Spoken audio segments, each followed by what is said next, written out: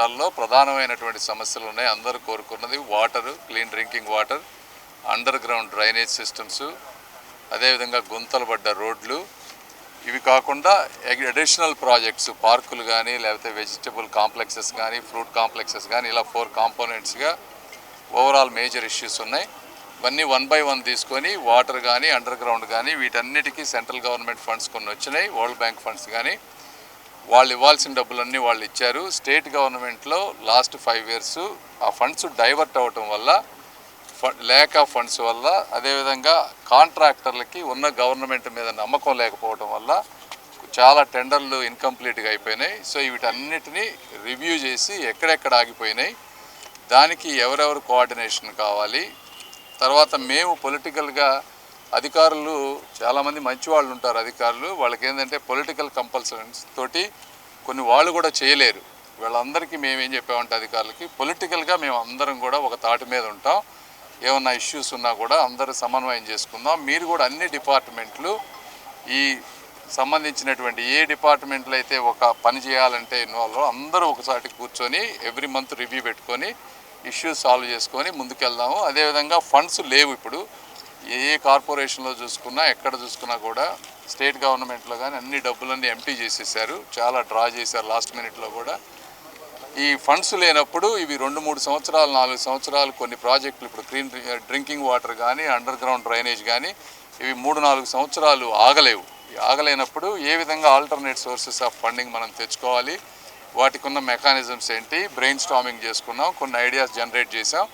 Commissioner గారు వాటన్నిటి మీద వర్క్ చేసి ఈ ప్రాజెక్టులకి కొత్త డిపిఆర్లు తయారు చేయటం, లేదంటే ఆల్టర్నేట్ డిపిఆర్లు తయారు చేయటం, అవన్నీ వారు చేస్తారు. అవి కూడా ఒక డిఫైన్డ్ టైం పెట్టుకున్నాం. ప్రతిదానికి 45 నుంచి 60 డేస్లో అవన్నీ వచ్చే విధంగా.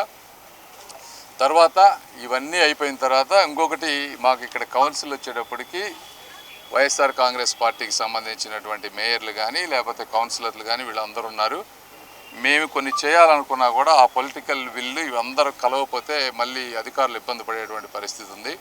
దాన్ని ఎలా సాల్వ్ చేయాలని అదేవిధంగా వాళ్ళతో కూడా మాట్లాడతాము. వైఎస్ఆర్ కాంగ్రెస్ పార్టీకి సంబంధించిన వ్యక్తులు అందరం కలిసి ప్రజా సమస్యల మీద, ముఖ్యంగా పేదవాళ్ళు ఇబ్బంది పడకుండా వాళ్ళకి ఎంత సాధ్యమైతే అంత తొందరగా ఎలా చేయాలనే దాని మీదే ఎంటైర్ బ్రెయిన్ స్టార్మింగ్ జరిగింది. రెండో అతిపెద్ద కార్పొరేషన్ ఉన్నటువంటి గుంటూరు కార్పొరేషన్ గత 5 సంవత్సరాల్లో పూర్తిగా నిర్లక్ష్యానికి గురై, ఎక్కడ కూడా గత ప్రభుత్వంలో చేపట్టినటువంటి ప్రాజెక్టులన్నీ కూడా పూర్తిగా నిర్లక్ష్యానికి గురైనటువంటి పరిస్థితులు ఉన్నాయి.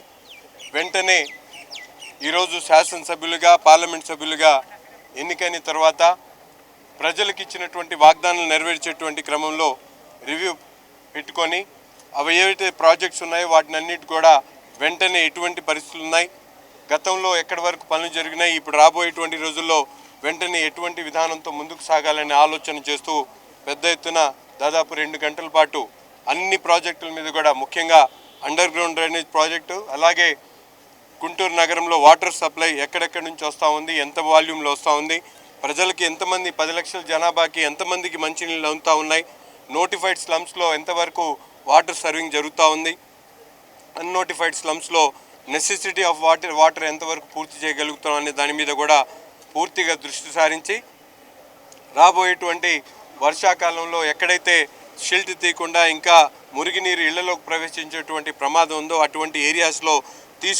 తీసుకోవాల్సినటువంటి జాగ్రత్తలు, అలాగే రాబోయేటువంటి రోజుల్లో వర్షాకాలంలో పూర్తిగా డయేరియా అటువంటి వ్యాధులు రాకుండా ప్రజలకు అవసరమైనటువంటి మౌలిక వసతులు కల్పించేటువంటి క్రమంలో సుదీర్ఘంగా చర్చించి అధికారులకు దశాదిశ నిర్దేశించడం జరిగింది. వారందరూ కూడా తగినటువంటి యాక్షన్ ప్లాన్తో ఉన్నాం. తప్పకుండా ఈ ప్రభుత్వంలో ప్రజలకు, ముఖ్యంగా పేద వర్గాలకు, గుంటూరు నగరంలో పెద్ద ఎత్తున వారందరూ కూడా అండగా ఉండేటువంటి కార్యక్రమం చేస్తాం. ఏ ఒక్కరికి ఎటువంటి అవసరం వచ్చినా కూడా వాటిని పరిష్కరించేటువంటి విధంగా అధికారులందరినీ కూడా అప్రమత్తంగా ముందుకు తీసుకుని వెళ్తామని చెప్పి ఈ సందర్భంగా తెలియజేస్తా ఉన్నాం. ఇప్పటిదాకా కార్పొరేషన్లో 0 బడ్జెట్గా మిగిలిపోయింది గుంటూరు కార్పొరేషన్. అయితే ఈ నిధులన్నింటినీ ఏ విధంగా సమీకరించవచ్చో ఒక ప్రణాళికాబద్ధంగా ఆలోచించడం జరిగింది. అదేవిధంగా రానున్న ఈ వర్షాకాలం నేపథ్యంలో ఇమీడియట్ కన్సర్న్స్ ఏ ఉన్నా కూడా వాటిని అడ్రస్ చేయాల్సిందిగా కమిషనర్ గారిని కోరడం జరిగింది. ప్యాచ్ వర్కులు కానివ్వండి, ఎలక్ట్రిసిటీ ఇష్యూస్ కానివ్వండి, లేదంటే డీసిల్టేషన్ కానివ్వండి, ఇలాంటి రకరకాల ఇష్యూస్ మీద కాన్సన్ట్రేట్ చేసి వాటికి ఇమీడియట్గా పరిష్కారం కావాలి అని చెప్పి కోరడం జరిగింది. అదేవిధంగా వారు కూడా వాటిని సత్వరమే పరిష్కరించే విధంగా వారు చర్యలు చేపడతామని చెప్పి మాకు హామీ ఇవ్వడం జరిగింది. ఇంకా టౌన్ ప్లానింగ్ కానివ్వండి, ట్యాక్స్ పేమెంట్స్ కానివ్వండి, ఇంకా రకరకాల ఇష్యూస్ మీద కూడా మేము మాట్లాడడం జరిగింది. వాటి ఇష్యూస్, ఫండింగ్ ఇష్యూస్, ఇవన్నిటి మీద కూడా దృష్టి పెట్టి రానున్న కాలంలో అంటే సత్వరమే 6 నుంచి సంవత్సరం లోపు కాలంలోనే వీటన్నిటి మీద ఒక మంచి అవగాహన తెచ్చుకొని సొల్యూషన్ పరంగా కూడా మేమందరం ఎంపీ గారి ఆధ్వర్యంలో ఈ ఇష్యూస్ అన్నిటిని అడ్రస్ చేసి సాల్వ్ చేస్తాము అని చెప్పి మీ అందరికీ చెప్పుకుంటాం. అతిపెద్ద కార్పొరేషన్ గుంటూరు, ముఖ్యంగా సెల్ఫ్ ఫైనాన్స్ ఉండేటటువంటి కార్పొరేషన్ కూడా గుంటూరే, విశాఖపట్నం తర్వాత. అటువంటి కార్పొరేషన్ని గత 5 సంవత్సరాలుగా వైసీపీ పాలనలో కార్పొరేషన్ నిధులు కూడా వాళ్ళ చేతుల్లోకి తీసుకొని కనీసం కార్పొరేషన్ చేయాల్సినటువంటి మౌలిక వసతులను కూడా కల్పించలేనటువంటి ఈన స్థితిలోకి వైసీపీ ప్రభుత్వం కార్పొరేషన్ నెట్టేసింది. ఇది చాలా దురదృష్టకరం.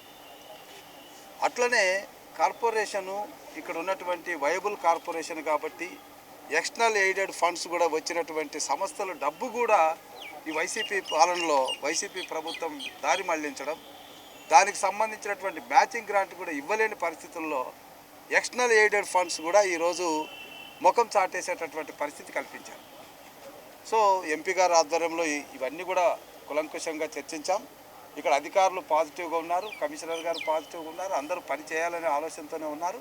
కాకపోతే మరి 5 సంవత్సరాలు ప్రజలచే ఎన్నుకోబడినటువంటి ప్రతినిధులు వైసీపీ పాలనలో వైసీపీ నాయకులు చేసినటువంటి దుశ్చర్యల వల్ల ఈ కార్పొరేషన్లో కనీసం మెర్జ్డ్ గ్రామాల్లో దాదాపుగా ఇప్పటికి 12-13 సంవత్సరాలు అయింది మెర్జ్ అయ్యి, కనీసం మంచినీళ్ళు ఇవ్వలేనటువంటి పరిస్థితిని కల్పించారంటే మరి తెలుగుదేశం పాలనలో 2019 వరకు ఇచ్చినటువంటి ప్రాజెక్టులకు ఇచ్చిన డబ్బులు కూడా వీళ్ళు దారి మళ్లించడం జరిగిందనేది ఈరోజు బయటపడింది. సో ఇక్కడ పరిస్థితి ఏంటంటే వైసీపీ పాలనలో అల్లుడు ఇవ్వలేడు, అత్త ఇచ్చింది కూడా ఇవ్వలేని పరిస్థితి తెచ్చాడు ఆయన. ఎక్స్టర్నల్ ఎయిడెడ్ ప్రాజెక్టు ఇచ్చిన డబ్బు, సెంట్రల్ గవర్నమెంట్ ఇచ్చిన డబ్బు, ఆ డబ్బు కూడా దిగమింగేసి జనానికి ఏమీ లేకుండా చేశారు. ఇంకొక విషయం కూడా, ఈరోజు బాడీ మనకు కార్పొరేషన్లో ఉన్నటువంటి బాడీ వైసీపీ ఉండొచ్చు, కానీ వైసీపీ బాడీని కూడా ప్రజలు ఎన్నుకున్నారు. కార్పొరేషన్లో ఉన్నటువంటి 10 లక్షల మంది ఎన్నుకున్నారు. ఆ విషయాన్ని గుర్తుపెట్టుకొని రేపు మేము తీసుకుపోయేటటువంటి ప్రతి కార్యక్రమానికి సహకరిస్తే చాలా మంచిదని వాళ్ళకు కూడా పరోక్షంగా రిక్వెస్ట్ చేస్తాం.